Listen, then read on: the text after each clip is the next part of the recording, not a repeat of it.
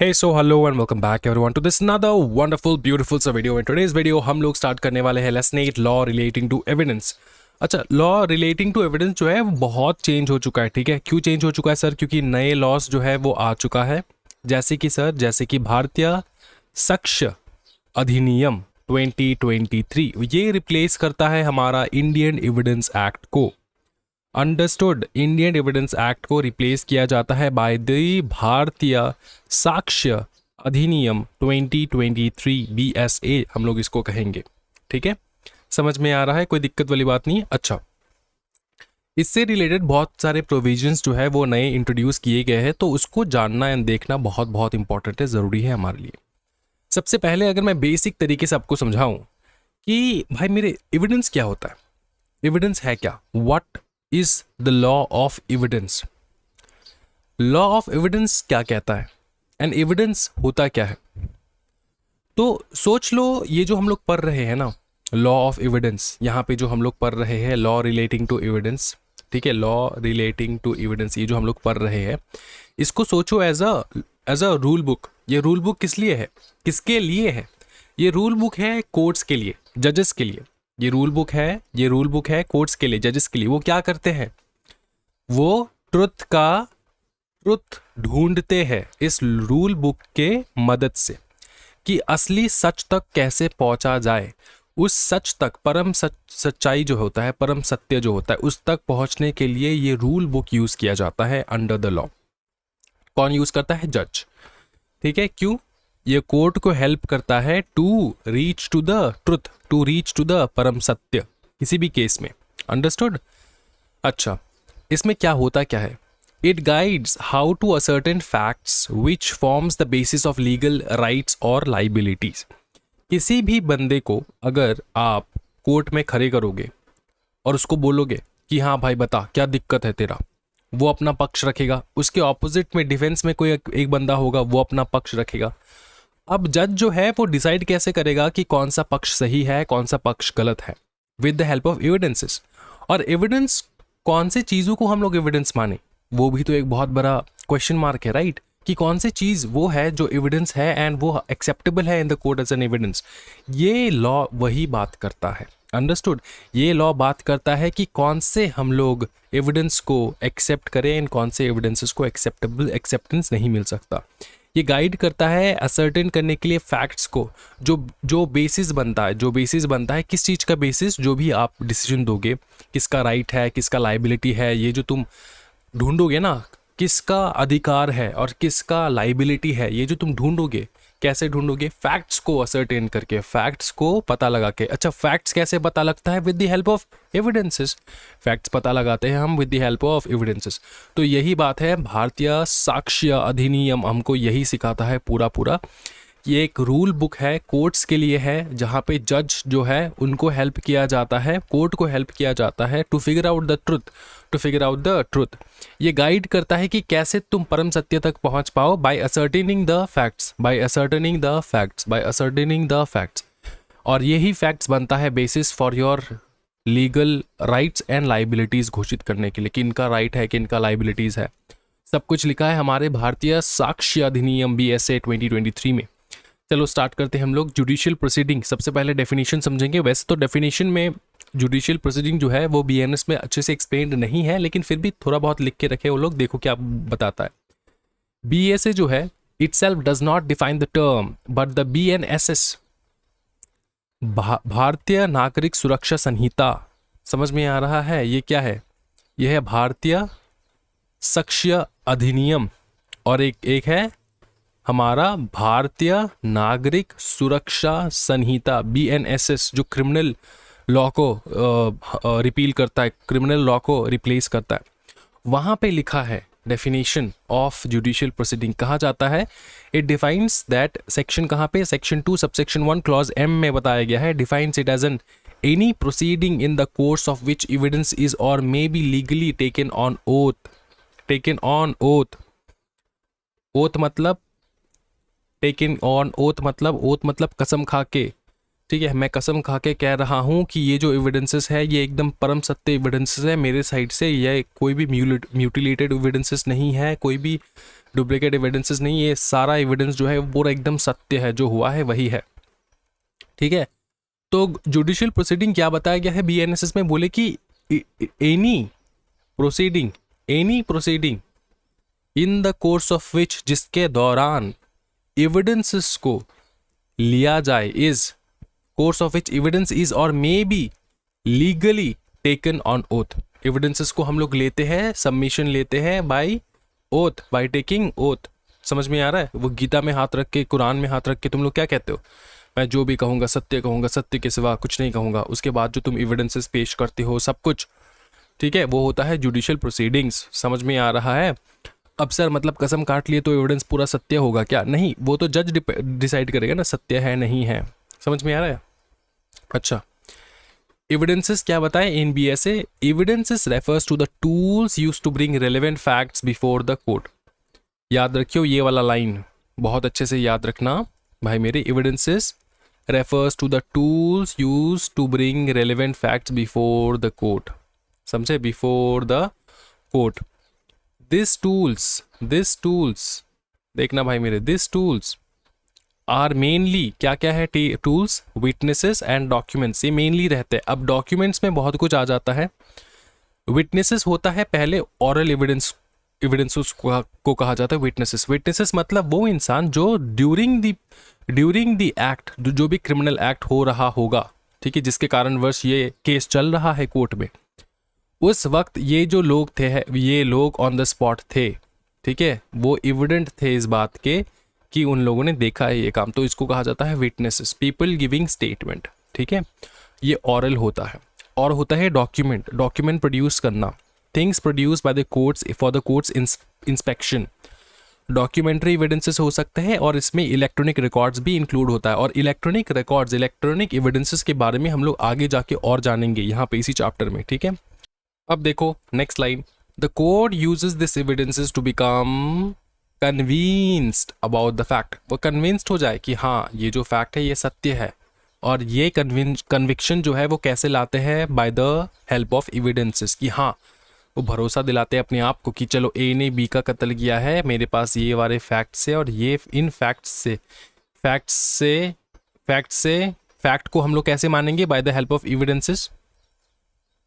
और इन एविडेंसेस से पता चलता है कि ए ने बी का कत्ल जरूर किया है। एंड आई एम कन्विंस्ड कि हाँ जी, कि यही बंदा है, ए ने बी को कत्ल किया है, ठीक है, मार डाला। चलो evidences in civil versus criminal cases थोड़ा देखेंगे हम लोग। जनरली क्या होता है कि the rule for what evidence is allowed are the same in both civil and criminal cases. दोनों में एकदम सिमिलैरिटी है, लेकिन एक चीज में डिफरेंसेस है, effect, standard of proof. Effect, standard of proof, एक चीज हमेशा याद रखना।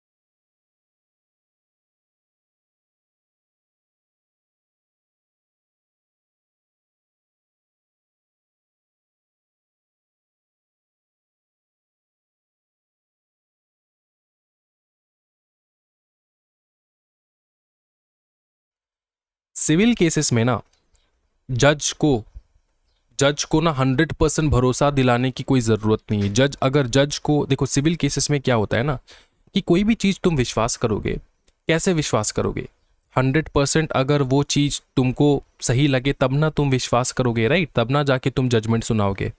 सिविल केसेस में ऐसा नहीं होता है। सिविल केसेस में क्या होता है कि अगर जज 60% भी कन्विंस्ड है, ठीक है, तो वो जज उस पार्टी के बिहाफ पे दे देता है। देखो सिविल केसेस में ना दोनों पार्टी में गलतियां रहता है, ठीक है, कौन सा पार्टी क्या गलती कर रहा है नहीं कर रहा है, ये जो फिगर आउट करना है ये कोर्ट फिगर आउट करता है, जज फिगर आउट करता है। किसी किसी केसेस में ऐसा भी होता है कि दोनों पार्टी जो है उनमें कुछ ना कुछ गलती जो है उन लोगों ने किया है इन द केस, ठीक है।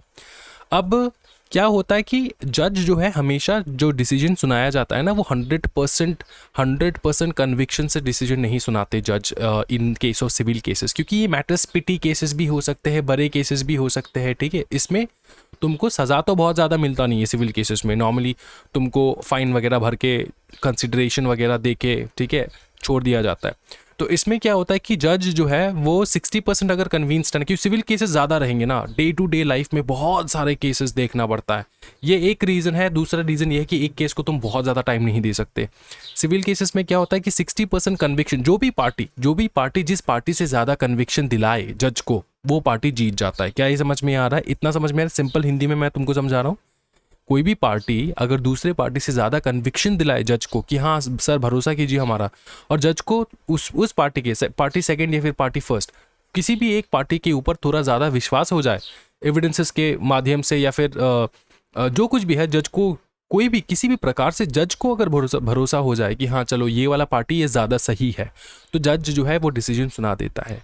लेकिन क्रिमिनल केसेस में ऐसा नहीं होता। क्रिमिनल केसेस में तुम्हारा कोई ऑप्शन होगा ही नहीं, 100% तुमने ही किया होगा। इस प्रकार का अगर कन्विक्शन जज को आए तभी जाके जज जो है वो सुनाएगा जजमेंट, ठीक है।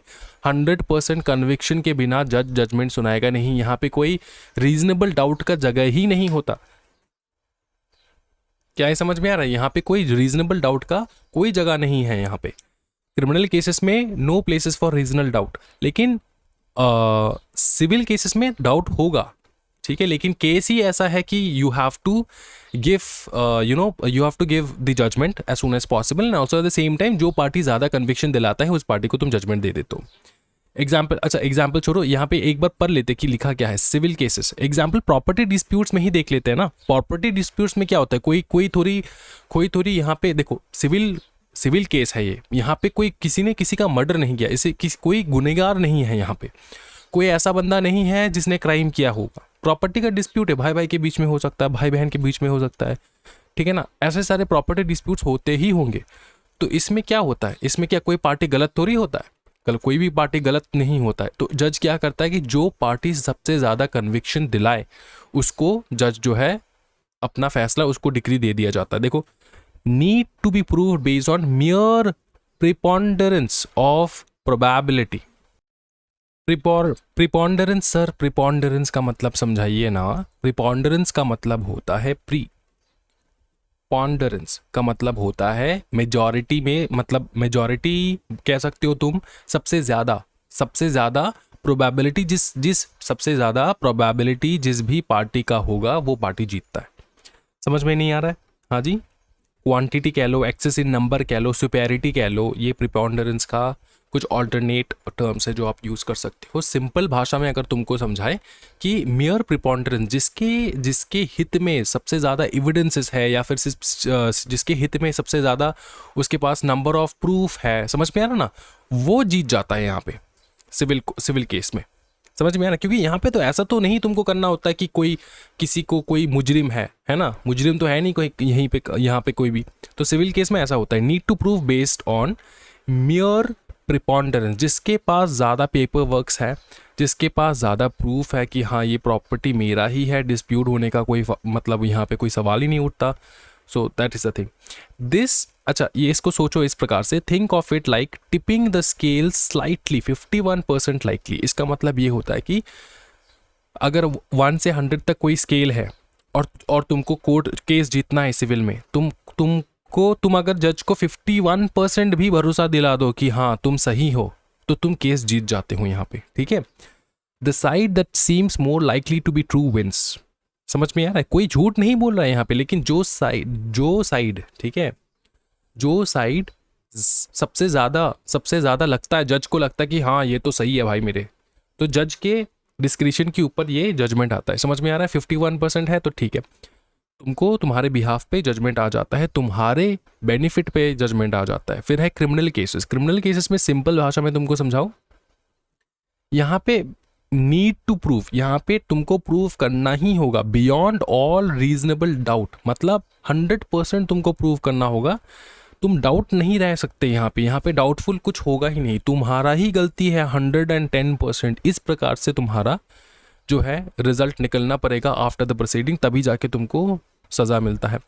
This is much higher standard. The prosecution must convince the court so thoroughly that there is no logical sensible doubt left about the accused guilty. Moral certainty is required. इसका मतलब क्या है भाई? इसका मतलब ये है कि तुमको इतने अच्छी प्रकार से कन्विंस करना होगा कोर्ट को, इतने अच्छे से करना होगा, सो थॉरली, कि कोई भी लॉजिकल सेंसिबल डाउट ना रहे, मतलब 100% कोर्ट अगर कन्विंस हो जाए तब जाके जजमेंट आता है. समझ में आ रहा है? सिविल केसेस में इतना डिफरेंस समझ में आ चुका है. वैसे जो एविडेंसेस प्रस्तुत होते हैं ना सिविल केस, क्रिमिनल केसेस में, वो सेम ही है. The rules for what evidence is allowed are likely same in both civil and criminal cases. लेकिन ये दो इंपॉर्टेंट डिफरेंस है जो मैंने तुमको यहाँ पे समझाया है.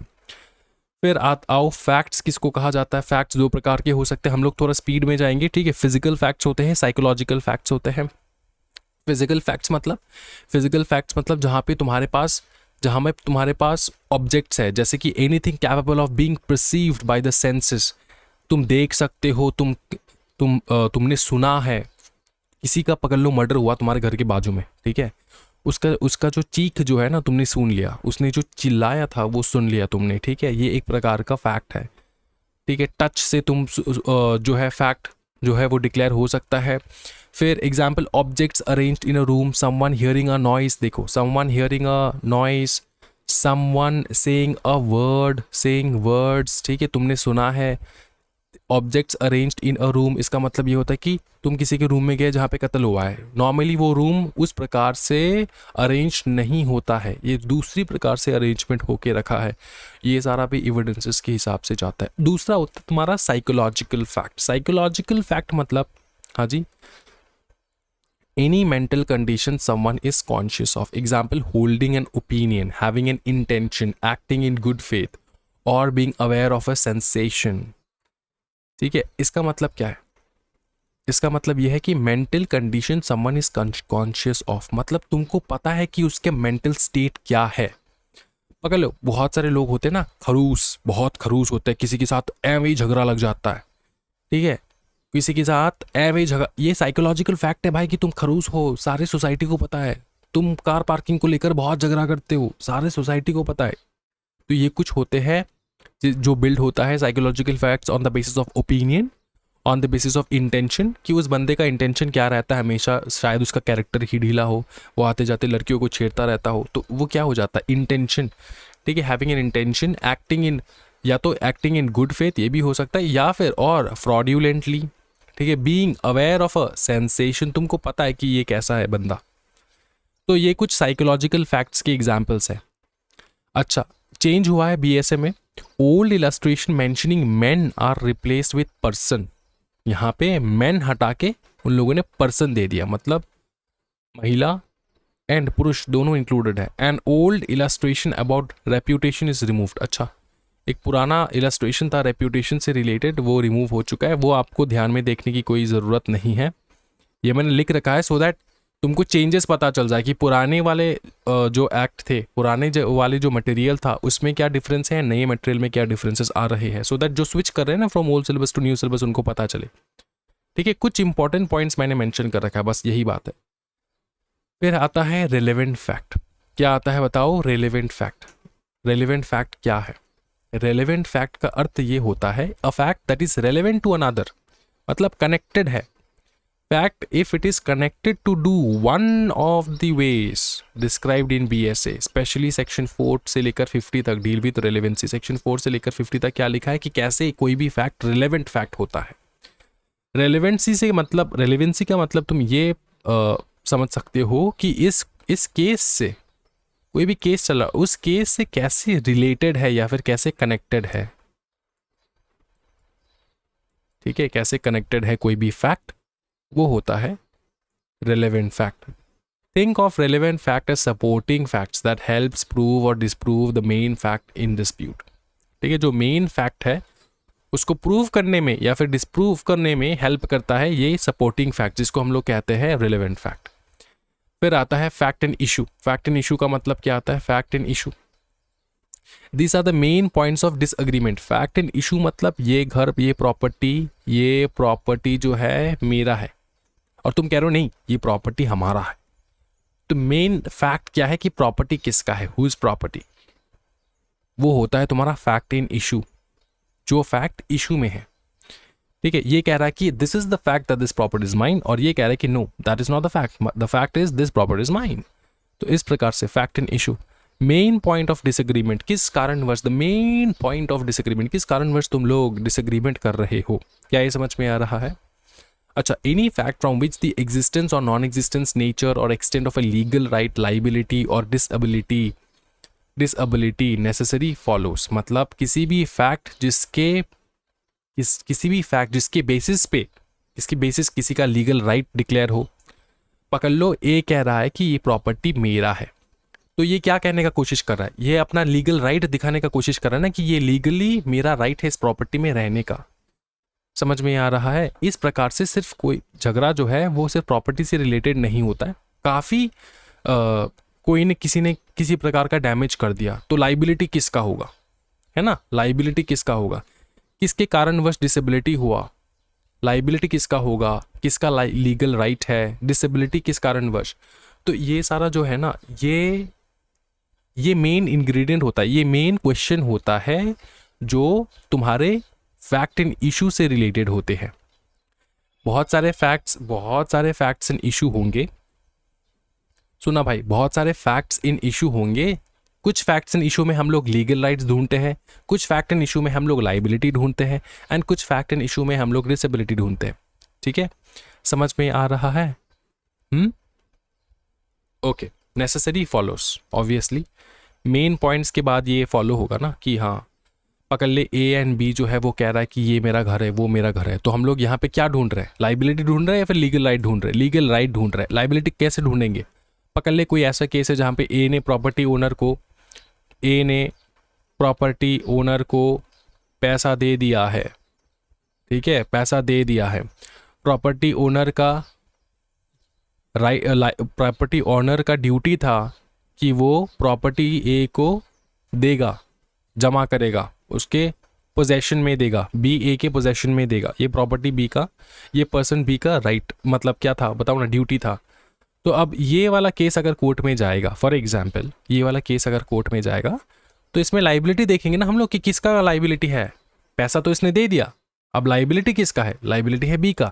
अब जब तुम लाइबिलिटी ढूंढोगे ना, तब वहाँ पे राइट भी निकलता है कि ए का राइट है प्रॉपर्टी अपने नाम करने के लिए। तो इसी प्रकार से होता है मेन पॉइंट ऑफ डिसएग्रीमेंट, मतलब ये कि कौन सा वो फैक्ट है जिससे तुम लोग डिसएग्री कर रहे हो, जिसके कारणवश किसी का राइट या फिर किसी का लाइबिलिटी, किसका डिसेबिलिटी जो है वो निकलता है। चलो सर, बहुत इजी एग्जाम्पल के तौर पे मर्डर ट्रायल देखते हैं हम लोग, सीधा क्राइम पे जा रहे हैं। वैसे तो हमने ये जो प्रॉपर्टी बताया वो सिविल वाला बता दिए, अब तुम देखो क्राइम वाला। Murder trial, fact and issue could be did A beat B, did the beating cause B's death, did A intend to kill B, was A provoked, was A insane. ये सारे हैं क्वेश्चंस। मेन फैक्ट क्या है कि ए ने B को मारा था क्या, बीटिंग हुआ था क्या बी का, मेन क्वेश्चन। क्या डेथ हो गया था क्या बी का? अब डेथ हो गया ठीक है, लेकिन क्या ए का इंटेंशन था कि बी को मार डालने के लिए?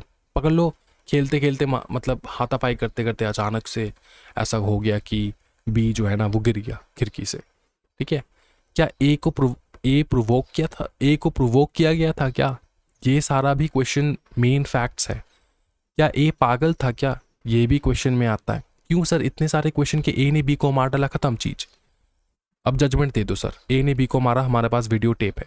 सिर्फ उससे सेटिस्फाई नहीं होता कोर्ट बहुत कुछ देखता है। कोर्ट जो पनिशमेंट देगा ना, पकड़ ले कोर्ट के पास अगर पनिशमेंट है लाइफ इम्प्रिजनमेंट का, फिर डेथ पेनल्टी का, ठीक है, फिर पकड़ ले 7 साल का सज़ा, फिर 5 लाख का जुर्माना, ऐसा करके अगर कोर्ट के पास ये सारे ऑप्शंस है ना सज़ा देने के लिए, तो ये ऑप्शंस जो है ये कब दिया जाता है? सीवियरिटी ऑफ द केस के ऊपर, कि केस कितना सीवियर है। अगर बहुत ही गंदा क्राइम किया है, पकड़ ले किसी ने ट्रिपल मर्डर कर दिया छोटे छोटे बच्चों का, तो सीधा क्या करेंगे हम लोग, डेथ पेनल्टी सुना देंगे, सीधा डेथ पेनल्टी सुना देंगे। और अगर वो पागल निकला तो वो जिस इंसान ने मार डाला उसको, वो अगर पागल ही निकला तो सबसे उसको डेथ पेनल्टी देंगे क्या? नहीं, इनसेन पर्सन को क्या डेथ पेनल्टी? उसको तो हम लोग पहले तो उसका ट्रीटमेंट करवाएंगे या शायद हो सकता है कि लाइफ इम्प्रिजनमेंट उसका दे दे, ठीक है। अगर ए को प्रोवोक किया गया बाय समबडी एल्स, अगर प्रोवोक किया गया बाय समबडी एल्स, तो किसने प्रोवोक किया था वो भी क्वेश्चन में आएगा। ए ने तो जानबूझ के जेलसी के माध्यम से उसको नहीं मारा या फिर कुछ भी उसकी हिंसा के माध्यम से नहीं मारा। तो जो भी पनिशमेंट दिया जाता है ना भाई मेरे, वो on the basis of severity of the crime. तुमने क्राइम किया, मार तो डाला ठीक है, लेकिन किस हिसाब से मारा, क्यों मारा, ये सारा कुछ निकालना इंपॉर्टेंट है। वही होता है फैक्ट एंड इशू। मार तो डाला, लेकिन क्या ए ने बी को मारा था, सच में मारा था? क्या बी को मार पड़ा था? क्या ए ने बी को मार डाला था पूरा? क्या ए को प्रोवोक किया गया था? क्या ए इंसेन था? ये सारा क्वेश्चन आता है फैक्ट एंड इशू में। क्या ये समझ में आ रहा है? उसके बाद देखो, also call the principal fact और factum probandum the fact to be proved. तुमको ये सब प्रूव करना होगा, तब ना जाके ये जेल में जाएगा, ठीक है। Relevant facts used to prove this are called evidentiary facts और factum probans the fact that proves, ठीक है। जो फैक्ट जो प्रूव कर देता है, जो एविडेंसेस जो प्रूव कर देता है कोई भी चीज, उसको कहा जाता है एविडेंटरी फैक्ट्स। एविडेंटरी फैक्ट्स, ठीक है, एविडेंटरी फैक्ट्स, गॉट इट। अच्छा, सिविल प्रोसीजर का लिंक देखो। When a court frames issue of fact under civil procedure, those are the fact and issue under BSA. मतलब सेम चीज है। इशू ऑफ फैक्ट जो है ना, वो बताता है disagreement between parties related to certain facts. Disagreement between parties, disagreement between parties या फिर डिसएग्रीमेंट और डिस्प्यूट बिटवीन पार्टीज। क्या ये समझ में आ रहा है? किसी भी स्पेसिफिक फैक्ट के लिए, किसी भी स्पेसिफिक फैक्ट के लिए ये डिस्प्यूट है, अंडरस्टूड। ये होता है issue of fact. Fact and issue का लिख लो फटाफट साइड में, यहाँ पे ऐसा एक ड्रॉ करके ना लिख लो।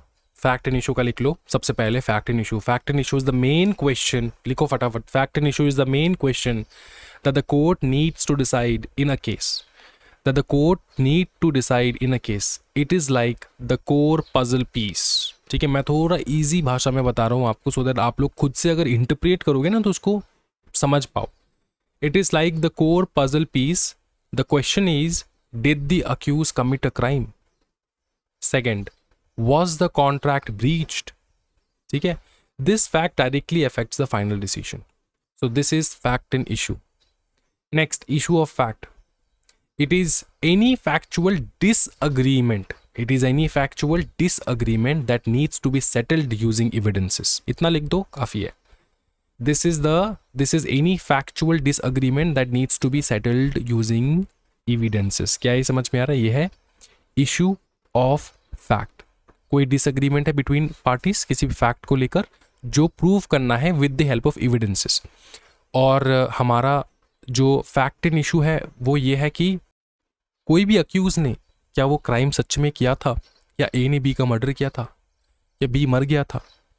ये होता है फैक्ट एंड इशू, ठीक है। मेन पॉइंट ऑफ डिसएग्रीमेंट होता है तुम्हारा फैक्ट एंड इशू में, कि जहाँ पे जो हुआ, जो घटना घट चुका है, इसको अच्छे से समझो, जो घटना घट चुका है वो घटना क्या ए ने किया था, क्या बी ने किया था, वो डिटरमाइन करना। फैक्ट तो ये है कि बी मर गया, समझ में आ रहा है? फैक्ट तो ये है कि बी मर गया, फैक्ट तो ये है कि बी मर गया, ठीक है, बी डाइड। अब इसको किसने मारा, इसको किसने मारा, हु किल्ड बी? ए ने मारा था? क्या ए पागल था? क्या ए को उकसाया गया था? ये सारे क्वेश्चंस होते हैं फैक्ट एंड इशू। क्या यहाँ पे किसी प्रकार का डिसएग्रीमेंट है? क्या किसी प्रकार का प्रॉपर्टी रिलेटेड कुछ है क्या? नहीं।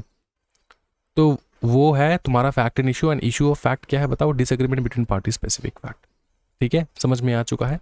जिसको प्रूव किया जाता है बाय यूजिंग एविडेंसेस, कि हाँ नहीं ये मेरा प्रॉपर्टी है, वो तुम्हारा प्रॉपर्टी है। चलो आगे देखेंगे। एक आता है तुम्हारा logical relevancy versus legal relevancy. Logical relevancy मतलब बेस्ड ऑन कॉमन सेंस और लॉजिक। लीगल रेलिवेंसी मतलब relevancy defined under BSA. BSA में जो डिफाइंड है कि हाँ ये रेलिवेंट है, वो है legal relevancy. And logical relevancy मतलब जो कॉमन सेंस से लॉजिक तुम जज को बताते हो कि यार सर ये तो कॉमन सेंस है, ये हुआ होगा, समझ में आ रहा है, वो है logical relevancy. Example, A makes fact B seam probable और इम्प्रॉबेबल। मतलब पकड़ ले कोई एक फैक्ट है जिसका नाम है फैक्ट बी, तुम कुछ कह रहे हो, फैक्ट बी, तुमने कहा कि ए ने सी का मर्डर किया कलकत्ता में। ए ने सी का मर्डर किया कलकत्ता में, ठीक है, ए ने सी का मर्डर किया कलकत्ता में, तुमने बताया, ये है एक फैक्ट है, ये तुम बता रहे हो कि ये फैक्ट है। अब इस फैक्ट को काउंटर करने के लिए तुमने दूसरा फैक्ट, तुम्हारे ऑपोजिशन ने दूसरा फैक्ट लाया जो है फैक्ट बी। फैक्ट ए पकड़ लो, फैक्ट ए ये है कि ए तो कलकत्ता में था ही नहीं उस रात, या फिर ए ने उस रात एक पार्टी अटेंड कर रहा था। तो ये कैसे हो सकता है कि ए ने सी का मर्डर कर दिया, ए ने सी का मर्डर कर दिया, ये हो सकता, कैसे हो सकता है? तो किसी एक फैक्ट को डिस्प्रूव कर रहे हो या फिर प्रूव कर रहे हो, या तो डिस्प्रूव या तो प्रूफ, ठीक है, सीम प्रोबेबल और इम्प्रॉबेबल, समझ में आ रहा है, सीम प्रोबेबल या फिर इम्प्रॉबेबल। अब तुम और एक फैक्ट लेकर आओगे, पकड़ लो फैक्ट सी। फैक्ट सी में तुम बता रहे हो हाँ ठीक है वो शादी में गया था, लेकिन जिस रात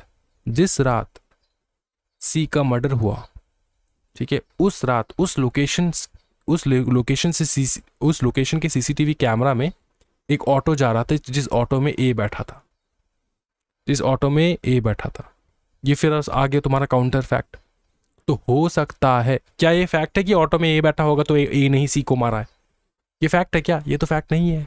ये क्या है? लॉजिकल रेलेवेंसी दिखा रहे हो, लॉजिकली डिबेट कर रहे हो तुम, समझ में आ रहा है? ये आता है लॉजिकल रेलेवेंसी।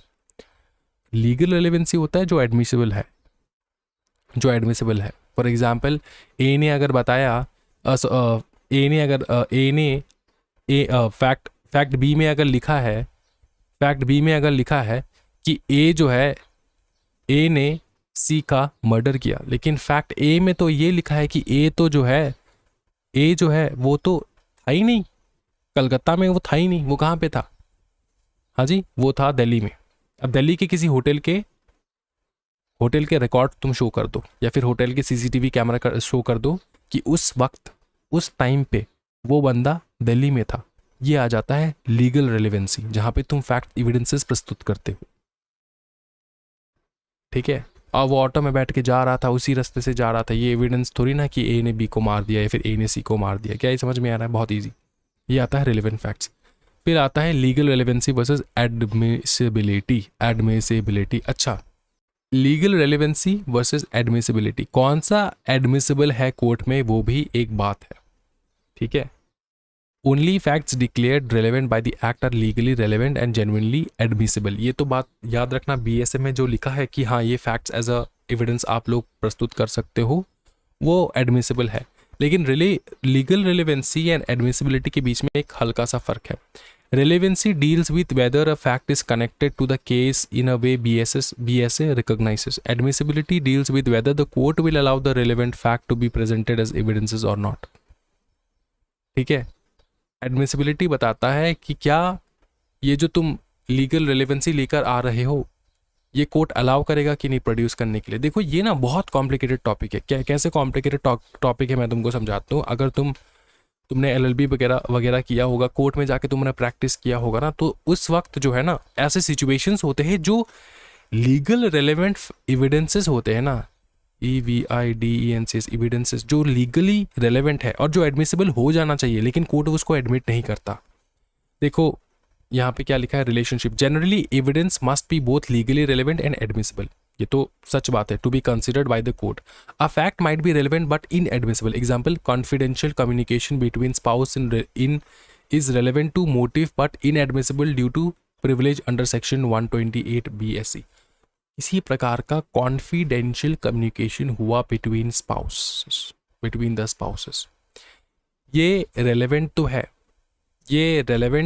लीगली रेलेवेंट तो है, relevant to motive but inadmissible है due to privilege under section 128 BSA। Privilege under 128 BSA क्या कहता है? एक प्रिविलेज मैं तुमको बताता हूँ जो सेक्शन 128 में लिखा है। तुम जो बात करते हो ना, तुम जो कम्युनिकेशन करते हो, तुम जो कम्युनिकेशन करते हो अपने लॉयर के साथ, ये हमेशा कॉन्फिडेंशियल होगा। ये कोर्ट में ना एज एन एविडेंस तुम प्रस्तुत नहीं कर सकते, इनएडमिसिबल है। लॉयर के साथ जो तुम्हारा कम्युनिकेशन होता है, वो इनएडमिसिबल है। कहाँ पे बताओ? इनएडमिसिबल कहाँ पे है? कोर्ट पे। तो ये एक प्रकार का तुम्हारा रेलेवेंट फैक्ट हो सकता है, रेलेवेंट लीगली रेलेवेंट हो सकता है, लेकिन इनएडमिसिबल हो जाता है। उसी प्रकार से जो कॉन्फिडेंशियल कम्युनिकेशन होता है ना बिटवीन स्पाउसेस, वो रिलेवेंट हो जाता है। ठीक है, वो रिलेवेंट हो जाता है, लेकिन इनएडमिसिबल हो जाता है। वो एविडेंस के तौर पे तुम एडमिशन नहीं करवा सकते। अब देखो, some evidence might be admissible under specific rule but not relevant as defined in the relevancy sections. Evidence related to witness credibility might be admissible during examination but isn't a relevant fact proving the main issue itself. इसका मतलब ये होता है कि evidence के तौर पे तुम विटनेस को लेकर आते हो, evidence related to witness credibility might be admissible, कि ये जो विटनेस है ये क्रेडिबल विटनेस है कि नहीं, क्या वो सच्ची में वो जो विटनेस है वो सच में वहाँ पे थी या फिर सच में वहाँ पे था। ठीक है ना, वो क्रेडिबल है कि नहीं, माइट बी एडमिसिबल, वो एडमिसिबल हो सकता है कि तुम प्रूफ दिखा रहे हो, तुम एविडेंस दिखा रहे हो कि हाँ वो वहाँ पर थी during examination, but isn't a relevant fact proving the main issue itself.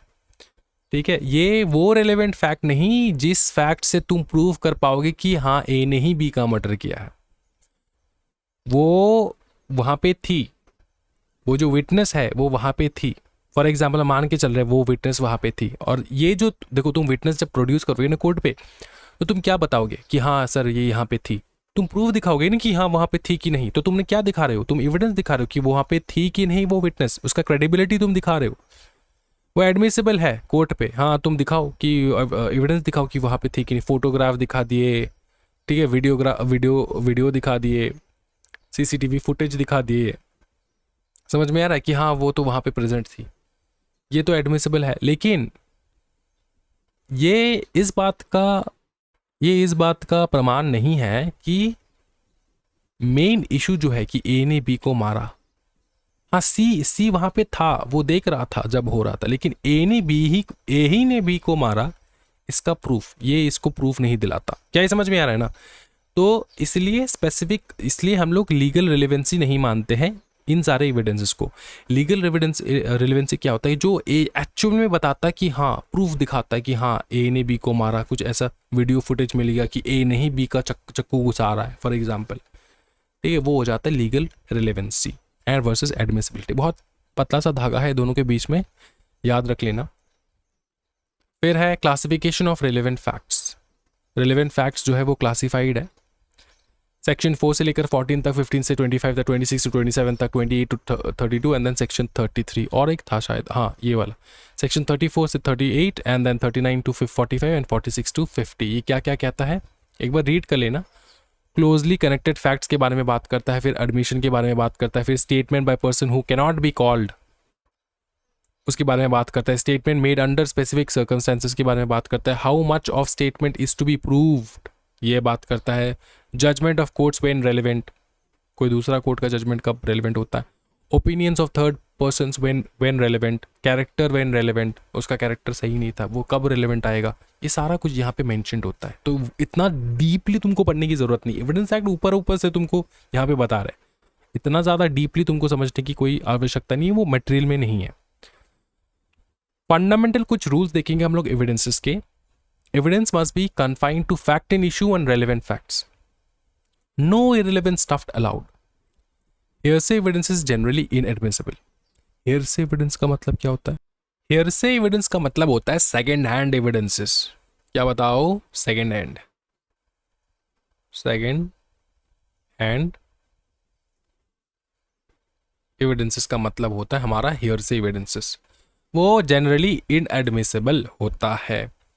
Best evidences must be given in all cases. जितना ज़्यादा प्राइमरी एविडेंसेस होगा ना उतना ज़्यादा अच्छा। सर प्राइमरी एविडेंस मतलब फर्स्ट हैंड, प्राइमरी मतलब फर्स्ट हैंड, फर्स्ट हैंड। अब सर और अच्छे से समझाओ ना, और अच्छे से। प्राइमरी एविडेंस मतलब बचपन में पढ़े नहीं थे कि the primary source of food for plants is sunlight. Primary source मतलब जो मेन सोर्स है, ठीक है। तो वही मेन एविडेंसेस को लाओ, ना तो सेकेंड हैंड एविडेंसेस को। वीडियो फुटेज है, ठीक है, फिर किसी ने किसी को बोलते हुए सुना होगा, किसी ने दूर से आवाज़, चिल्लाने का आवाज़ सुना होगा, वो सेकेंडरी एविडेंसेस है। प्राइमरी एविडेंसेस है वीडियो फुटेज, ठीक है, फोटोग्राफ्स, और भी बहुत कुछ हो सकता है, पेपर्स, डॉक्यूमेंट्स। अच्छा, प्रिजम्पशंस। प्रिजम्पशंस बहुत इंपॉर्टेंट है एविडेंसेस के चैप्टर में। क्यों?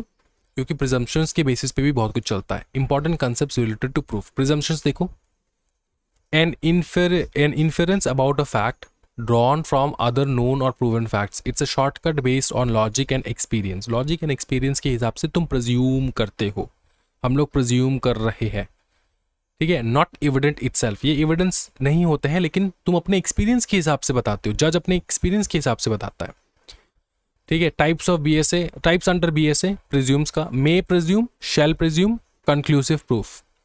मे प्रिज्यूम मतलब the court has discretion, it can regard a fact as proved unless disproved, ठीक है। और it can ask for proof मतलब जब तक पगले कोई फैक्ट आया केस में, ठीक है, कोई फैक्ट तुम बता रहे हो और जज को लग रहा है कि हाँ ये फैक्ट सही है, क्या तुम ये फैक्ट सही जो है वो प्रूफ कर पा रहे हो? नो। ये फैक्ट सही है, ट्रुथ, क्या ये तुम प्रूफ कर पा रहे हो? नहीं प्रूफ कर पा रहे हो। लेकिन क्या तुम इसको डिसप्रूव कर पा रहे हो? डिसप्रूव कर पा रहे हो कि ये फैक्ट सही नहीं है? क्या तुम कर पा रहे हो? आंसर है नो। तो अगर तुम ट्रुथ भी डिक्लेयर नहीं कर पा रहे हो, डिसप्रूव भी नहीं कर पा रहे हो, तो अगर जज को लगा कि ये फैक्ट सही है तो सही है। क्यों? क्योंकि जज के एक्सपीरियंस से वो बताता है भाई। समझ में आ रहा है? फिर देखो, shall presume, the court must regard a fact as proved unless disproved, no discretion, ठीक है। It's mandatory until rebutted. अब शैल का, मे का मतलब क्या होता है कि शायद कोर्ट प्रिज्यूम करे, एंड शैल सेम, दोनों का सेम ही मीनिंग है, मे presume, shall presume. Shall presume का मतलब होता है इतना पुख्ता सबूत है कि कोर्ट अपने आप ही कह रहा है कि हाँ ये तो सही है। समझ में आ रहा है? इसमें कोई, जब तक कि ना तुम इसको डिसप्रूव कर दो तब तक कोर्ट मानेगा कि हाँ ये सही है। समझ में आ रहा है? कोई दिक्कत वाली बात तो नहीं है। लास्ट आता है कंक्लूसिव प्रूफ, और बाकी दोनों केसेस में ये फैक्ट है, ये फैक्ट है, ये फैक्ट है। ना तो तुम ट्रुथ डिक्लेयर कर पा रहे हो, ना तो डिसप्रूव कर पा रहे हो, तुम्हारे पास प्रूफ नहीं है। लेकिन कोर्ट को लगता है, कोर्ट को अगर लगे कि ये फैक्ट सही है तो वो सही, वो फैक्ट को एडमिशन करवा सकता है मे एंड शैल के माध्यम से। मे माध्यम से शायद करे, शायद ना करे, शैल मतलब करेगा ही, ठीक है। अब एग्जाम्पल के तौर पे देखो, usually rebuttable examples, presumptions about foreign judicial records, books, maps, old documents, पुराने डॉक्यूमेंट्स, तो कोर्ट शायद करे, शायद ना करे। And examples for shall, presumption about genuineness of certified copies, official gazette, ठीक है, ये लेटेस्ट होते हैं, गवर्नमेंटल डॉक्यूमेंट्स होते हैं, तो कोर्ट जो है वो एक्सेप्ट कर लेता है। समझ में आ रहा है? हाँ, फिर देखो conclusive proof, when one fact is proved the court must regard another fact as proved and will not allow evidence to disapprove it. अब बहुत सारे बच्चे सोच रहे होंगे सर जन्म ले लिया शादी के दिन सर बच्चा जन्म हो गया। नहीं होता ऐसा। बर्थ ड्यूरिंग मैरिज का मतलब क्या होता है? ड्यूरिंग मैरिज का मतलब क्या होता है? लॉ मेकर्स एकदम पगलेट है, मैं सच्ची में पगलेट मानता हूँ लॉ मेकर्स को। जो ये लैंग्वेज, जो इन लैंग्वेज, जो ब्रिटिशर्स के लैंग्वेज, मोड ऑफ लैंग्वेज में लॉ लिखते हैं ना, सच में बहुत इरिटेटिंग होता है। और ये सबको पता है, मतलब सभी को पता है, लेकिन जुडिशरी इतना स्ट्रांग है इंडिया में कि इसको चेंज, जुडिशियल रिफॉर्म्स लाना ज़्यादा आसान नहीं है, बहुत बहुत डिफिकल्ट है जुडिशियल रिफॉर्म्स लाना। समझ में आ रहा है? समझ में आ रहा है? वरना तो सब बंदा अपना वकील बन जाएगा। क्यों वकील बन जाएगा सर? क्योंकि उनको लॉ पता चल जाएगा। अब ये डिफ़िकल्ट वाले चीज़ जो है वो कौन इंटरप्रेट कर देगा? लॉयर्स इंटरप्रेट कर देंगे उनके लिए। समझ में आ रहा है? भद्दा मजाक है सर ये लैंग्वेज जो उन्होंने वो लोग लिखते हैं ना, वो सच्ची में ये ब्रिटिश वाले रूल्स फॉलो करते, ब्रिटिश वाले लैंग्वेज में लिखते जो किसी को पता ना चले। फिर देखो, बर्थ ड्यूरिंग मैरिज का मतलब ये होता है कि जब तुम्हारा मैरिज हुआ और मैरिज चल रहा है, मैरिज चल रहा है, मैरिज क्या हो रहा है? चल रहा है।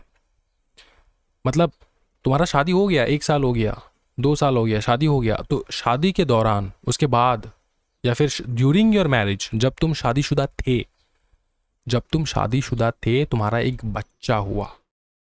ठीक है, ड्यूरिंग योर मैरिज तुम्हारा बच्चा हुआ, वैं वैं करके एक बेबी निकला। ठीक है, तो बेबी किसका है? लेजिटिमेट है कि नहीं? ये मम्मी पापा का बेबी है कि नहीं? ये मम्मी पापा का बेबी है कि नहीं? बताओ ना। मम्मी ए पापा बी, इनका बेबी है कि नहीं? बताओ। कोर्ट मानेगा इन्हीं का बेबी है कि ड्यूरिंग मैरिज हुआ। तो ना तो मम्मी ना तो पापा, कोई डिनाई नहीं कर सकता, स्पेशली पापा डिनाई नहीं कर सकते कि ये बेबी उनका नहीं है, ये उन्हीं का है। ड्यूरिंग मैरिज उनका बेबी हुआ, राइट।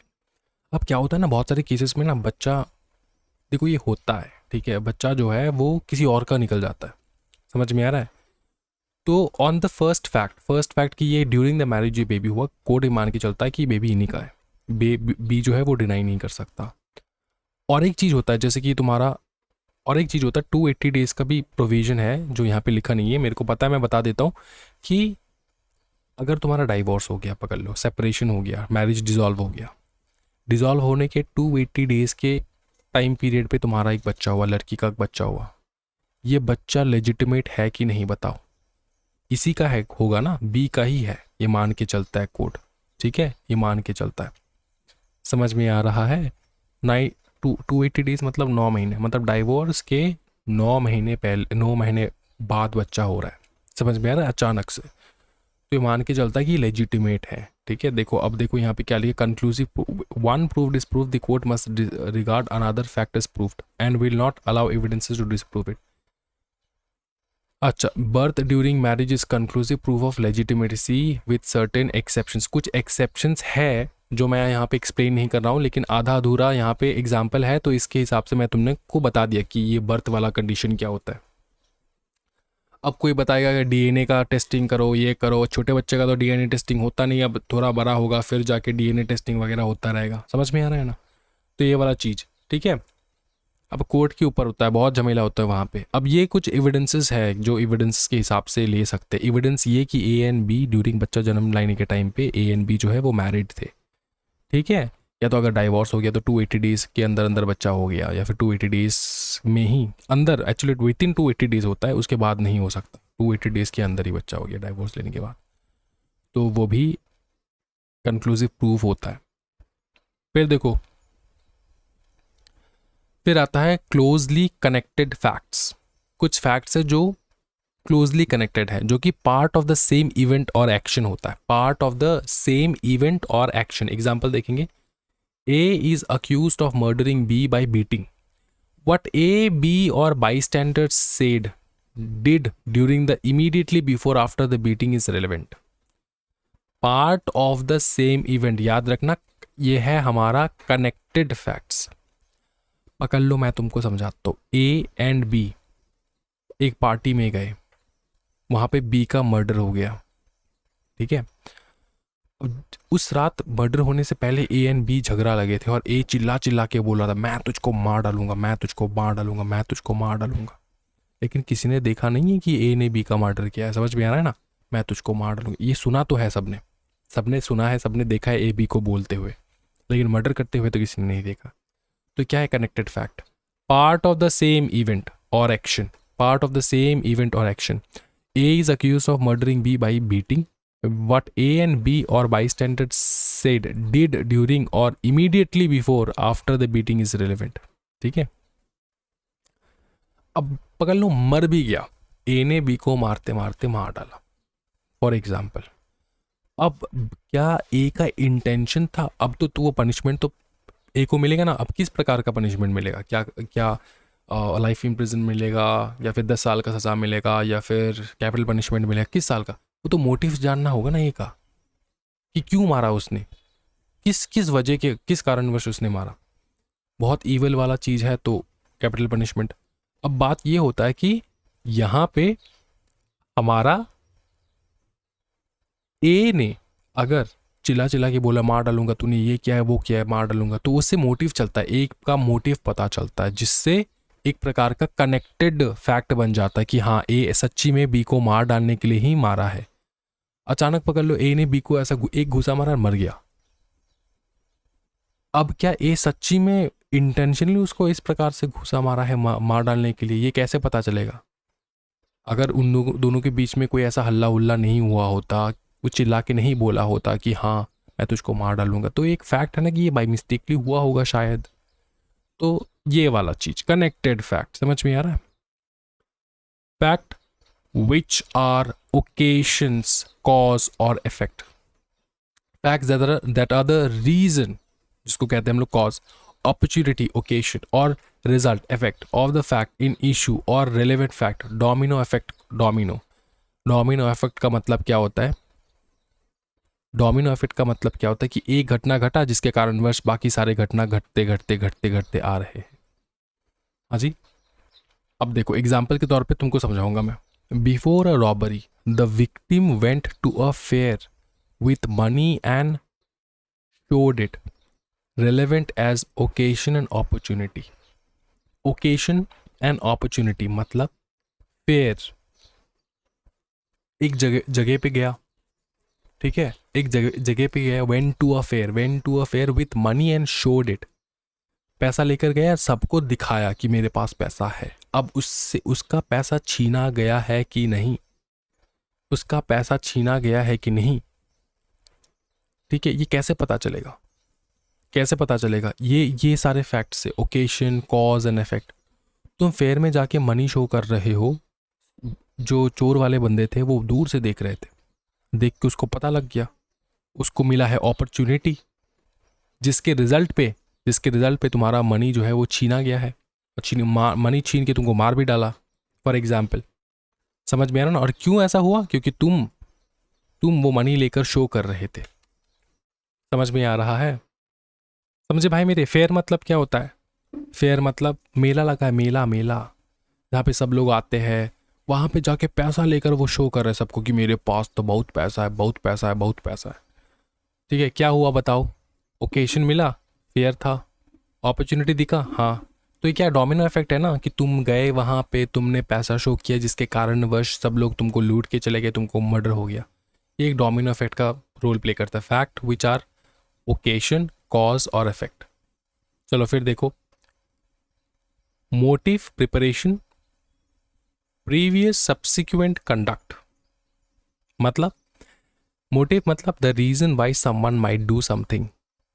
प्रिपरेशन मतलब action taken beforehand to enable the act. Conduct मतलब behaviour of the party related to the suit और fact in issue either before or after the event, includes conduct of victim in criminal cases. For example, A owes B money. Following fact, A asks C for a loan.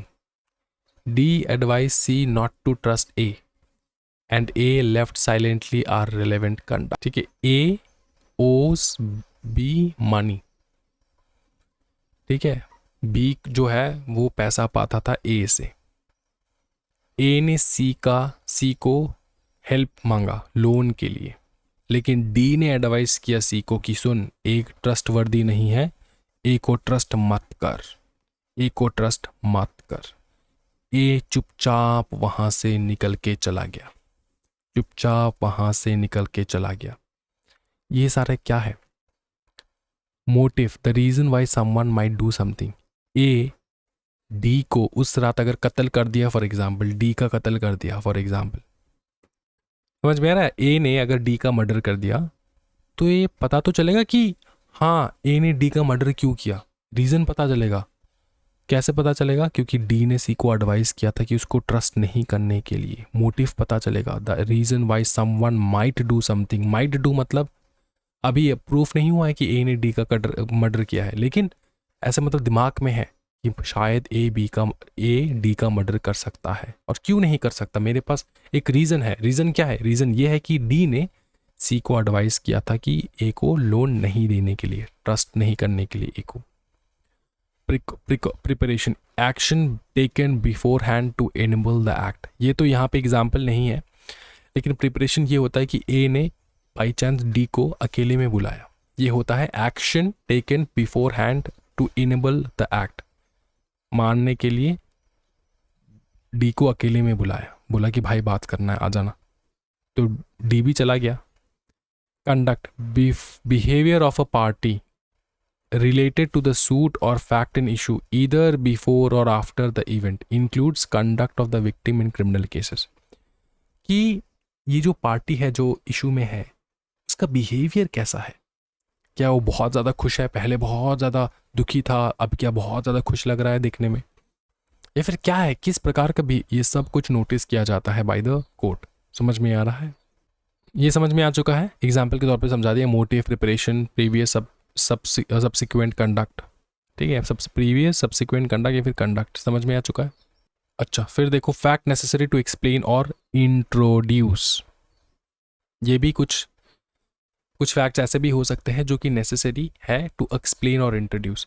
Facts that help understand और set the stage for a fact in issue और relevant fact includes facts that explain और introduce the main facts, supports और rebut interference from main facts, establish identity of person or thing, fix the time or place, show the relation of parties involved. Example, in a will dispute, the state of the deceased property and family relation at the time is relevant।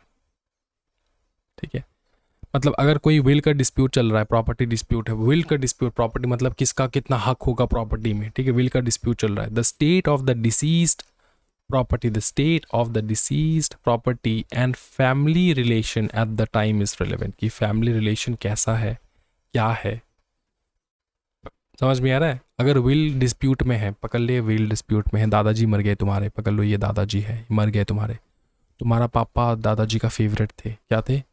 Favourite थे। तुमने पापा जी के लिए बहुत कुछ किया बचपन से, और बहुत कुछ किया मतलब डेड बेड में भी तुमने बहुत सेवा हुआ किया, ठीक है, सेवा जतन सब कुछ किया तुमने।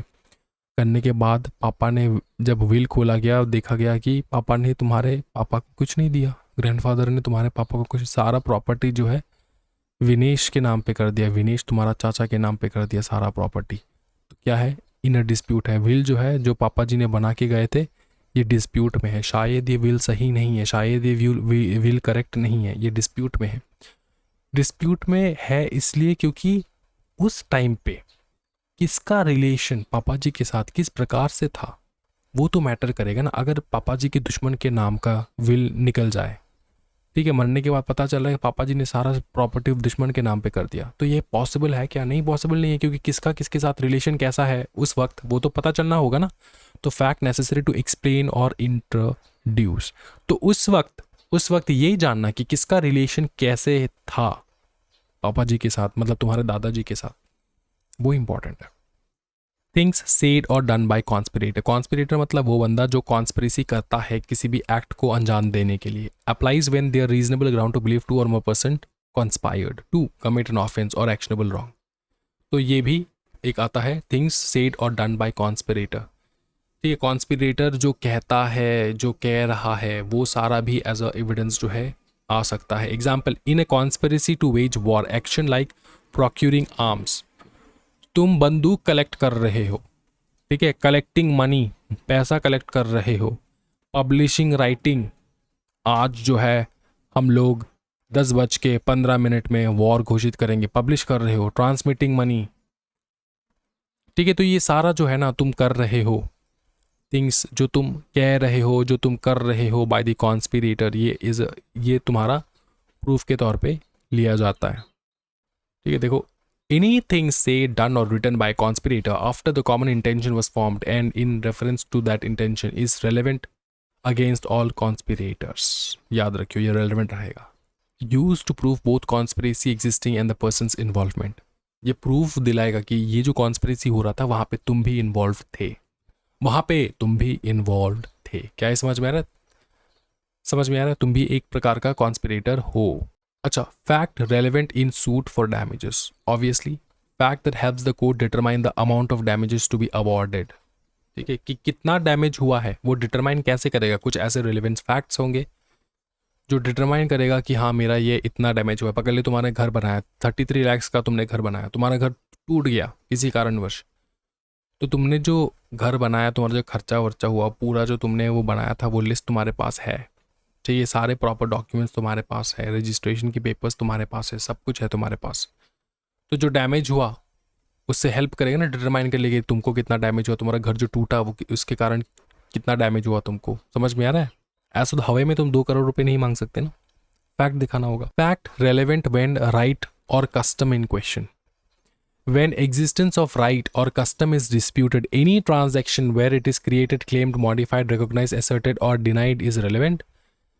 Specific instance where it was claimed, recognized, exercised, or disputed are relevant. Simple चीज ये है कि custom का इतना समझ लो, when right or custom is in question, कि कभी भी custom मतलब क्या? कुछ तो practices जो तुम कर रहे थे वो अगर किसी भी टाइम में वेयर इट वॉज क्रिएटेड, बनाया गया, क्लेम किया गया, मॉडिफाई किया गया, रिकॉग्नाइज किया गया, या फिर किसी भी इंस्टेंस जहाँ पे वो क्लेम किया गया, रिकॉग्नाइज किया गया, एक्सरसाइज किया गया, ठीक है, उन कस्टम्स को, उन राइट्स को, वो फैक्ट दिखाता कि हाँ वो एज अ कस्टम वो था, वहाँ पे उनके घर पे ये कस्टम होता था।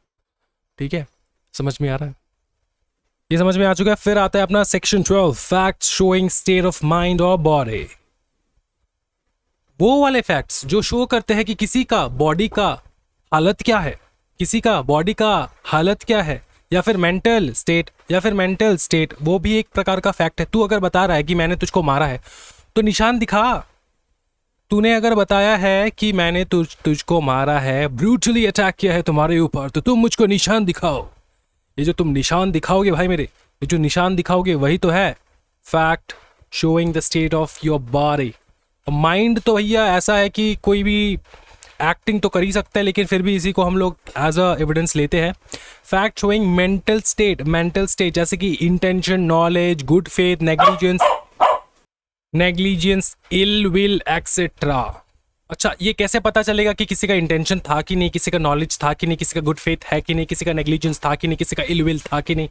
ये पता कैसे चलेगा सर? ये पता कैसे चलेगा जब वहाँ पे तुमको तुम्हारे लॉयर्स, तुम्हारे opposite lawyers, I mean the party, opposite party के लॉयर्स जो है वो जब तुम्हारे ऊपर सवाल जवाब करेंगे भाई मेरे, तब पता चल जाएगा तुमको पता था, नहीं था, क्या था, नहीं था। That depends upon the smartness of the lawyers. क्या ये समझ में आ रहा है? उसके बाद bodily state, that is pain and health, relevant only when such state of mind, body is itself a fact, an issue or relevant fact. अगर तुम्हारा केस, तुम्हारा मामला ही ये है कि तुम्हारे ऊपर अटैक हुआ है तो तब जाके ये रेलेवेंट होगा ना, वरना किसी और केस में अचानक तुम बोल रहे हो कि सर मेरा तबीयत खराब था, देखो मेरे हाथ पे ब्रूजेस है, मैं नहीं दे पाऊंगा गवाही, या फिर अन्य शन अगर तुम बकने लग गए जो कि इररिलेवेंट रहेंगे, ठीक है, तो तब तो कैसे ये एज एन एविडेंस आएगा, राइट? अगर बात ही ये हो रहा है, केस ही ये है कि बॉडी से रिलेटेड है, तुम्हारे ऊपर अटैक हुआ है, इससे रिलेटेड केस है, तब जाके तुम ये दिखाओगे ना। Explanation 1 must relate to the particular matter in question, obviously, not general disposition. In criminal trials, if previous commission of an offense is relevant, example to show intent, the previous conviction is also relevant. इसका मतलब क्या होता है कि in criminal trials if previous commission of an offence is relevant, तुमने पहले किया था, अभी नहीं, तुमने पहले किया था, तो to show the intent the previous conviction is also relevant. मतलब तुमने पहले क्या किया था, समझ में आ रहा है? उसका अगर हम लोग बात कर रहे हैं पहले तुमने क्या किया था, वो क्यों बात कर रहे हैं सर? पहले जो किया था वो किया था, पहले तुमने जो किया था ना उससे तुम्हारा इंटेंशन पता चलता है, इससे तुम्हारा इंटेंशन पता चलता है कि तुम अब क्यों किए इस चीज को। समझ में आ रहा है? देखो, to show intent the previous conviction is also relevant. Next देखेंगे fact showing act with accidental और intentional. Fact showing act was accidental और इंटेंशनल। अच्छा, कुछ ऐसे फैक्ट्स जो आपको शो करते हैं, जो प्रूफ करते कि ये एक्सीडेंटल था या फिर इंटेंशनली तुमने किया था. When questioning if an act was accidental or intentional, the fact that the act was part of a series of similar occurrences involving the same person is relevant. Example, accused of passing counterfeit currency. Fact that they pass similar fakes to other around the same time suggests the act wasn't accidental. इसका मतलब ये है, पकड़ लो तुम नकली currency, fake currency अगर तुम use कर रहे हो और तुम फेक करेंसी यूज कर, तुम पकड़े गए, तुम फेक करेंसी यूज कर रहे हो, ठीक है, तुम पकड़े गए. अब क्वेश्चन ये हो सकता है कि पुलिस पूछ सकता है तुमने ये फेक करेंसी क्यों पास किया, क्यों यूज किया. तुम बताओगे सर मेरे को पता ही नहीं है, एक्सीडेंटली हुआ है सर, ये मेरे को पता ही नहीं sir, I was not aware of it, मैं इंटेंशनली नहीं किया. और जब तुम्हारा रिकॉर्ड निकाल के देखते हैं ना, तो देखते कि पिछले 6 महीने में तुम ये फेक करेंसीज ही यूज कर रहे हो, पहले तुम यही यूज करते थे, तो एक्सीडेंटल कहाँ से हो गया भाई. या फिर ऐसा भी हो सकता है कि पहले भी तुम कन्विक्ट हुए हो इसी रिलेटेड मैटर से, तो अब एक्सीडेंटल कैसे हो गया, शायद तुम्हारा नियत ही ये है. समझ में आ रहा है. तो the fact showing act was accidental और intentional.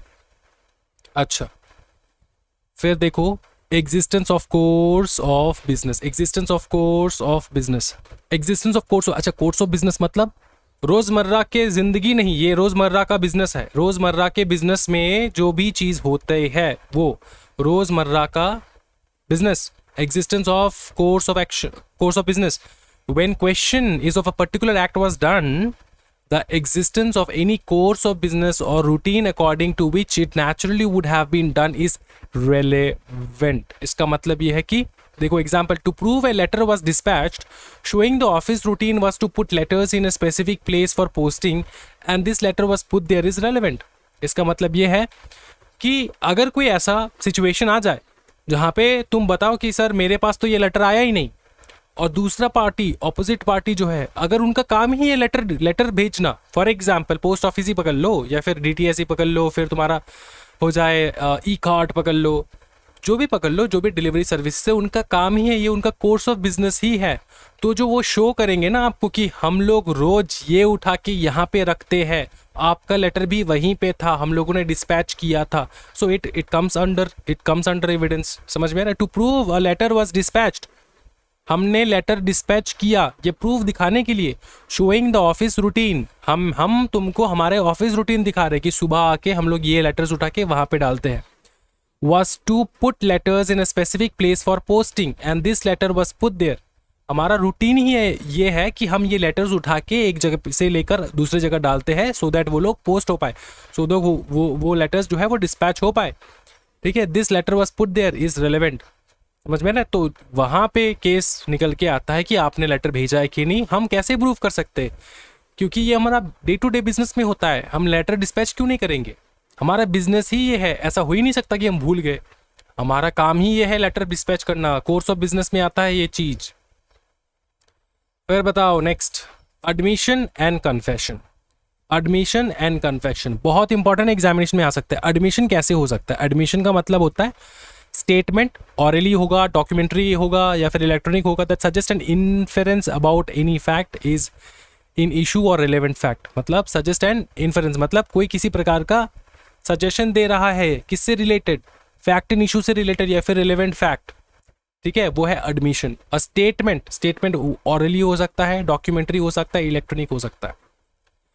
Who can make them, parties to the proceedings can make statements, agents authorized by parties can make statements, person with joint interest can make statements, person from whom parties derived interest can make statements, person expressly referred to by a party for information can make statements. ये है कौन statements दे सकते हैं, इस बात का ध्यान रखना, कौन statements दे सकते हैं, who can make them.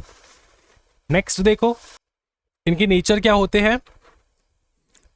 They are considered best evidence against the person making it, but not conclusive proof नहीं है, लेकिन best evidence है. Must generally be self-harming, मतलब जो बता रहे हैं, जो statements दे रहे हैं, वो खुद के खिलाफ होना चाहिए वो statement. Against the interest of the maker. Maker मतलब statement giver. समझ में आ रहा है. Who is making the statement? अच्छा, ये formal भी हो सकता है, informal भी हो सकता है. फिर हम लोग सीधा जाएंगे कन्फेशंस पे। कन्फेशन का एक बहुत इंपॉर्टेंट रोल प्ले होता है कि कन्फेशन मतलब तुम खुद कन्फेस कर रहे हो कि तुमने ये काम किया। A specific type of admission where an accused person admits guilt. यहाँ पे तुम गिल्ट एडमिट कर ले तो कि हाँ मैंने गिल्ट किया। लेकिन कुछ कन्फेशंस है जो इररिलेवेंट है, ठीक है, वो एडमिसिबल नहीं है। कब, कौन सा? Made by a person in authority, police, magistrate, employer etcetera. देखो, confession is not admissible if appears to the court they have been caused by inducement, threat, coercion और promise। इसका मतलब ये होता है कि तुमको बोला जा रहा है, तुमको इंड्यूस किया जा रहा है, तुमको बोला जा रहा है कि तुम कन्फेस करो, तुमको धमकाया जा रहा है। कोएरिशन का मतलब होता है किसी को फोर्स करना कि वो अपने अगेंस्ट में कुछ करे, ठीक है, उसका मतलब होता है कोएरिशन। प्रॉमिस, तुमसे प्रॉमिस लेना, ठीक है, कि तुम कोर्ट में अपने खिलाफ गवाही दोगे, प्रॉमिस करो, ऐसे प्रॉमिस, ऐसे ऐसे ऐसे प्रकार के प्रॉमिस ले। कौन ले रहे हैं? Made by a person in authority. Authority में कौन है? Police, magistrate, employer etcetera. तो वो सारे, जैसे मैं तुमको सिंपल एग्जांपल बताता हूँ, जो तुम्हारा कस्टडी में, लोगों को कस्टडी में, कितने बच्चों ने दिल्ली फाइल्स देखा है? दिल्ली फाइल्स, दिल्ली क्राइम, कितने बच्चों ने दिल्ली क्राइम देखा है? दिल्ली क्राइम में तुमने देखा होगा लास्ट फिनिशिंग में जो उन लोगों ने दिखाया था, जो कल्प्रिट था उसको बिठा के, कहाँ पे बिठा के? पुलिस स्टेशन में बिठा के उनको फोर्स किया जा रहा था कि तुम कन्फेस करो, क्योंकि वो लोग गुस्से में थे, जो जितना इतना बड़ा कांड हो चुका था, गुस्से में थे। अब ये जो गुस्से में थे पुलिस ऑफिसर्स, वो लोग उनको फोर्स कर रहे थे कि तुम अपना खुद का बयान, खुद जो है वो, तुम अपना जुर्म, तुम अपना तुमने जो ये क्राइम किया ये एक्सेप्ट करो, तुम अपना जुर्म जो है वो कबूल करो, ठीक है, ये अलाउड नहीं है। समझ में आ रहा है? Relating to the charge against the accused, sufficient in the court's opinion to make the accused think they are gain an advantage और avoid an evil by confession. इसका मतलब ये है कि तुम उसको बता रहे हो कि तुमने अगर कन्फेस किया तो तुमको फायदा होगा, ठीक है, गेन करना, फायदा होगा, इस प्रकार के तुमको भड़का रहे हो। समझ में आ रहा है? तो इन सब चीज़ों में ये जो तुम्हारा कन्फेशंस होता है ना, ये अलाउड नहीं है, ये अलाउड नहीं है। अच्छा, बीएसए चेंज, बीएसए ने चेंज किया, ऐड किया कोएरिशन। कोएरिशन का मतलब क्या होता है? मैंने तुमको फिर से बताया, खुद के अगेंस्ट में गवाही देना, ठीक है। एडमिशन वर्सेस कन्फेशन देखो, प्रोसीडिंग सिविल और क्रिमिनल, और कन्फेशन जो है वो क्रिमिनल में ही होता है। Content suggest interference about a fact, admits guilt of offence, ठीक है। एडमिशन का मतलब क्या होता है कि फैक्ट आना, फैक्ट सबमिट करना कि ये भी एक फैक्ट है। लेकिन कन्फेशन अलग चीज है। कन्फेशन तुम खुद गिल्टी है, एडमिट कर रहे हो कि तुम गिल्टी हो। Maker, party, agent, related person. Confession कौन कर सकते? तुम्हारा मम्मी पापा कन्फेस कर सकते नहीं, तुम कन्फेस करना होगा कि तुमने क्राइम किया। Accused person only, not strictly required for relevance, must be voluntarily to be relevant, ठीक है। use evidence against the maker, ये evidence against the maker, obviously ये भी evidence against the maker ही है। statement by person who cannot be called as witness, कुछ लोग ऐसे होते हैं जिनको हम लोग एज ए विटनेस नहीं ले सकते। exception to the hearsay rule, hearsay rule क्या कहता है? जो irrelevant person है उनका तो हम लोग ले ही नहीं सकते। applies to statement written or verbal made by person who are dead cannot be found, वो लोग, उनका स्टेटमेंट्स जो है वो एज अ विटनेस आ ही नहीं सकते क्योंकि वो डेड है या फिर वो उनको मिल नहीं रहा है, वो cannot be found. Incapable of giving evidence है due to illness, cannot be procured without unreasonable delay और एक्सपेंस। तुम कह रहे हो कि मेरा जो ये, जिसने भी मेरा ये किया है ना, जिसने भी ये क्राइम किया है, उसका असली गुनहगार दुबई में बैठा है, ठीक है, बहुत दूर है, इररिलेवेंट है, बहुत खर्चा आएगा, नहीं जाएंगे, नहीं admissible, not admissible for being a witness, ठीक है, उनको बुला नहीं सकते हम लोग। दुबई से कैसे आएगा? दुबई से कैसे आएगा विटनेस? कैसे दुबई से बुलाए फिर से? अच्छा, स्टेटमेंट जो रेलेवेंट हो सकते हैं, statement becomes relevant only in the following specific circumstances. या तो डाइंग डिक्लेरेशन, डाइंग डिक्लेरेशन मतलब मृत्यु के समय उसने जो बताया, क्योंकि बोला जाता है कि मृत्यु के समय कोई झूठ नहीं बोलता, जब तुम मरने वाले हो उस समय तुम झूठ बोल ही नहीं सकते, तो dying declaration. Made in course of business, ordinary course of business में तुमने बताया, ordinary course of business, ordinary routine of business, against interest. अगर तुम स्टेटमेंट दे रहे हो अगेंस्ट इंटरेस्ट, याद रखो, अगर तुम स्टेटमेंट दे रहे हो जो कि तुमको पिक्यूनरी या फिर प्रोप्राइटरी डैमेज होगा, या फिर और would have exposed them to criminal prosecution और डैमेजेस, तब वो अलाउड है। फिर opinion as to public right और कस्टम अलाउड है, relates to existence of relationship allowed है, relates to relationship with family matters allowed है, in documents relating to transactions allowed है, एक्सप्रेसिंग फीलिंग्स और इम्प्रेशंस अलाउड है। तो ये सारे अलाउड है under statements when it becomes relevant. याद रखना, statement relevant due to context in which they were made. तुमने इस स्टेटमेंट्स को इस प्रकार बताए, इसी कारणवश हम लोग इस स्टेटमेंट को एक्सेप्ट कर रहे हैं। भाई मेरे समझ में आ रहा है? सबसे पहले entries in book of accounts, entries in public और ऑफिशियल रिकॉर्ड, ये सारे कैसे गलत हो सकता है? गलत हो ही नहीं सकता, क्योंकि ये तो रेगुलरली आप लोग मेंटेन कर रहे हो ना। Statements in maps, chart, plans, statement in recitals of acts and notifications, फिर statement as to law in law books, how much of statement to be proved, ये है section 33। When proving part of a longer statement, conversation, document, book, electronic record series, only so much as the court considers necessary for fulfilling understanding of the nature, accepts and context of the admitted part needed to be given context. इसका मतलब क्या है कि कितना हम लोग statement जो है वो प्रूव कर, how much of the statement to be proved, इतना ही, so much as the court considers, जितना कोर्ट्स को सही लगे, अंडरस्टैंडिंग के लिए जितना काफी है उतना, फॉर फुल अंडरस्टैंडिंग। क्या थर्ड पार्टी आ सकते हैं? Opinion of third person. Opinions are usually irrelevant, court form their own opinions based on fact, exceptions when the court needs help of technical and specialised subject, जो foreign law का expert है, science, art, any other specialised field, identity of handwriting, जो handwriting को identify कर सकता है कि किसका हैंडराइटिंग किसके साथ मैच करता है, तो तब जाके कोर्ट जो है ना इनका हेल्प लेते हैं। Identify of finger impressions, fingerprints, electronic evidences, तब जाके एक्सपर्ट्स का, थर्ड पर्सन्स का हेल्प लिया जाता है। अच्छा, ये ओपिनियन एज टू हैंडराइटिंग वगैरह रीड कर लेना, ज़्यादा कुछ है नहीं। Fact which can not be proved, some facts, even if relevant, cannot be given in evidence because the law protects certain communications for public policy reasons.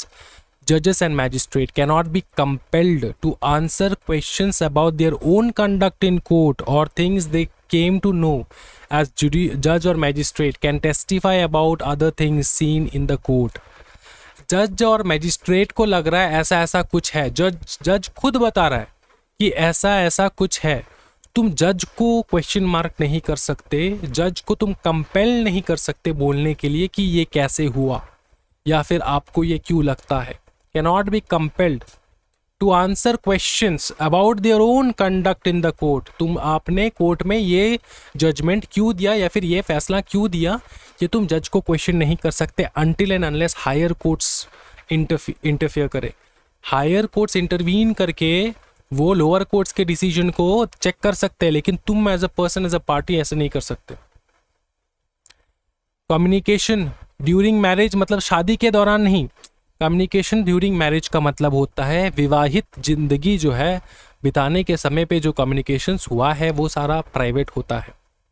Evidence as to affair of state, official communications, information as to commission of offences, professional communications. मैं एक चीज़ बताता हूँ आपको, ये सारा जो मैंने यहाँ पे लिख रखा है ना, इंस्टीट्यूट के मटेरियल से 1000 गुना अच्छे प्रकार से मैंने ड्राफ्ट कर रखा है यहाँ पे। तो जो बच्चे जिनको लगता है कि ये कुछ चैप्टर्स बहुत डिफ़िकल्ट होते हैं जो कि बहुत ज़्यादा लॉ रिलेटेड है और हमारा उसमें एक्सपर्टीज़ का कोई नेसेसरी नहीं है, वो बच्चे ये नोट्स पढ़ के आराम से, पता है, अच्छे मार्क्स लेकर आ सकते हैं। Understood? For example this chapter evidence act. अच्छा, ऑरल एविडेंस देखेंगे। Statement made before the court by witness regarding facts under inquiry, उसको कहा जाता है oral evidences. All fact may be proved by oral evidences except the content of documents or electronic records।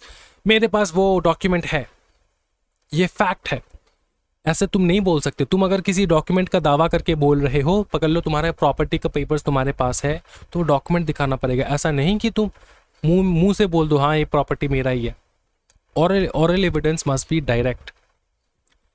If about something seen, अगर तुमने देखा है तभी oral evidence दोगे, अगर तुमने सुना है तभी, अगर तुमने महसूस किया है तभी, परसीव्ड बाय अदर सेंसेस, अगर तुम्हारी ओपिनियन में है तभी जाके तुम oral एविडेंसेस दोगे। समझ में आ रहा है? अच्छा, फिर देखो, डॉक्यूमेंट्री एविडेंस तो अलाउड है ऑब्वियसली। इलेक्ट्रॉनिक हो सकते हैं, डिजिटल हो सकता है, प्राइमरी या सेकेंडरी हो सकता है। प्राइमरी एविडेंस के examples document itself, best evidence कहा जाता है इसको। सेकेंडरी एविडेंस जैसे कि certified copies made by mechanical processes ensure accuracy, ठीक है। Oral accounts of content by someone who has seen the original, ये सेकेंडरी है। इनको समझाने जाओ तो 2 दिन लग जाएगा ये चैप्टर कंप्लीट करने में। Oral and written admission about content, evidence of skilled person who examine nearest documents, मतलब ये सारे एक्सपर्ट्स है। ये एक चीज़ मैं तुमको समझा देता हूँ जो तुम्हारे दिमाग में खटकेगा, इसलिए मैं तुमको समझा देता हूँ। Oral accounts of contents by someone who has seen the original, इसका मतलब ये जिस बंदे ने ओरिजिनली वो डॉक्यूमेंट देखा होगा, उसने ओरिजिनल डॉक्यूमेंट देखा है। किसने देखा? आपने देखा है? नहीं, मैंने नहीं देखा सर, राहुल ने देखा। तो राहुल का जो बयान वगैरह होगा ना, वो सारा सेकेंडरी एविडेंसेस के तौर पे लिया जाएगा। फिर देखो, व्हेन सेकेंडरी एविडेंसेस अलाउड, ये रीड कर लेना। Original is when opponent is with the opponent, existence contents admission in writing of the opponent, original is destroyed और लॉस्ट, तब सेकेंडरी एविडेंसेस जो है वो प्रोड्यूस किया जाता है। जब ओरिजिनल वाला खत्म हो जाता है तब सेकेंडरी एविडेंसेस आप प्रोड्यूस करते हो। Not easily movable, public document, certified copies, numerous accounts. फिर देखो, इलेक्ट्रॉनिक एविडेंसेस क्या पॉसिबल है? हाँ जी, पूरा पॉसिबल है under section 62, 63, 66 of BSA। Multiple computer devices certificate requirements to admit electronic evidences under this section, certificate must accompany it, कि हाँ ये जो इलेक्ट्रॉनिक एविडेंस तुम प्रोवाइड कर रहे हो ये सर्टिफाइड है एंड ट्रू है, ये म्यूटिलेटेड नहीं है। फिर आता है हमारा खत्म चैप्टर, ज़्यादा कुछ नहीं है। स्टॉपल है लास्ट टॉपिक जो हमारा निकलता है, वो है स्टॉपल। स्टॉपल क्या कहता है? Principle stops a person from denying the truth of something they previously led another person to believe if the other person acted on that belief to their detriment। बहुत ब्यूटीफुल है, अच्छे से समझाऊंगा, सुनो। stops a person from denying the truth, देखो इसको समझो सबसे पहले। stop a person from denying the truth, denying the truth मतलब कोई तो ऐसा बंदा है जो सच बात को डिनाई कर रहा है, तो उस बंदे को रोकता है ये डॉक्ट्रिन, उस बंदे को ये प्रोविजन रोकता है, कहता है कि तुम डिनाई नहीं कर सकते। क्यों तुम डिनाई नहीं कर सकते? क्योंकि of something they have previously led another person to believe if the other person acted on that belief to their detriment. इसका मतलब ये है, बहुत ब्यूटीफुल, मतलब इतना ब्यूटीफुल लॉ लिखा है। पकड़ ले, ये पर्सन ए और ये पर्सन बी, ठीक है। पर्सन बी को लगता है कि ए जो है ना, ए ये इस प्रॉपर्टी का मालिक है, फॉर एग्जाम्पल, ठीक है। ये पर्सन बी को लगता है, समझा? पर्सन बी को लगता है कि ए जो है ये प्रॉपर्टी का मालिक है। Of something they previously led another person to believe, A ने ही बताया बी को कि ये प्रॉपर्टी जो है ना ये ए का है, समझा? ए का है। इसके चलते बी ने क्या किया? अपना सुंदर सी लड़की का शादी ए के साथ फिक्स कर दिया।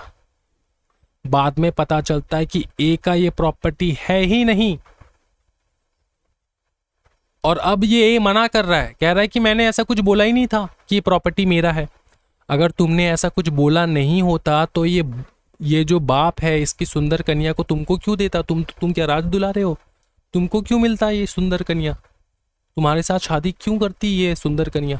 इसी वजह से, क्योंकि तुमने बोला था कि ये जो अंबानी का एंटेला है वो तुम्हारा है ना, तुमने बताया था होगा, वरना वो अपने हित में क्यों वो अपने अहित में क्यों काम करता? कौन? बी अपने ही अहित में। ये तो इसका अहित है ना कि उसने अपनी सुंदर लड़की जो है इस बंदर को दे दिया, क्योंकि ए ने बी को बोला था कि अंटीला उसी का है।